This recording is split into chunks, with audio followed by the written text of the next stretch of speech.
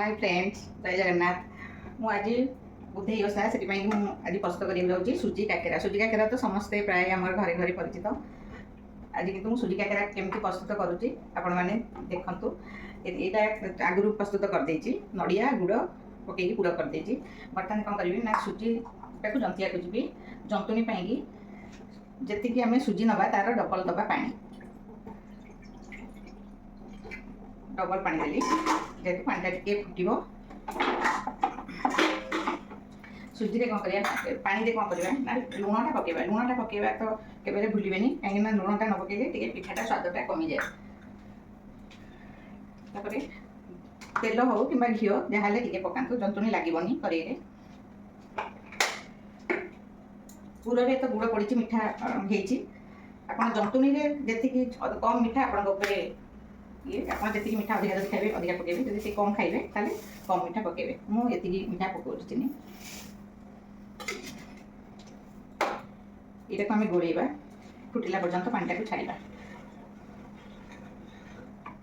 गैसटा on अच्छे पानीटा फुटीगला आम टे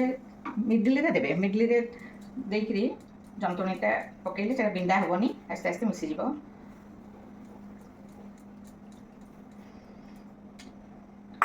सुजीटा जिते सीझब से पिठाटा स्वाद हम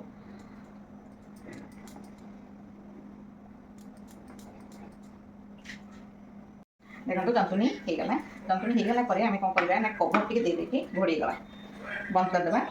कभरटा को देदेवा किसी समय कि छाड़ीद बाफरे आउ सुजीटा सीझीज देखो ये जंती गला टे थंडा टे अल्प उषुम थी एमती दली देवे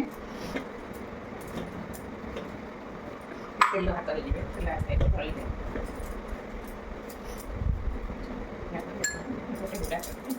गुड़ा करके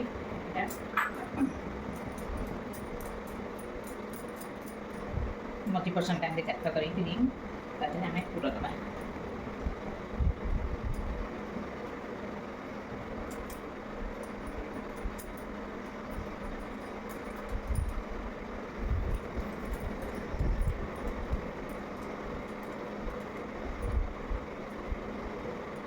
जी बड़ काट बाहर काटिदेवे काटी चिकन करके रखे फाटबनी फाटीगले कौन हम ना तेल पशिज देखो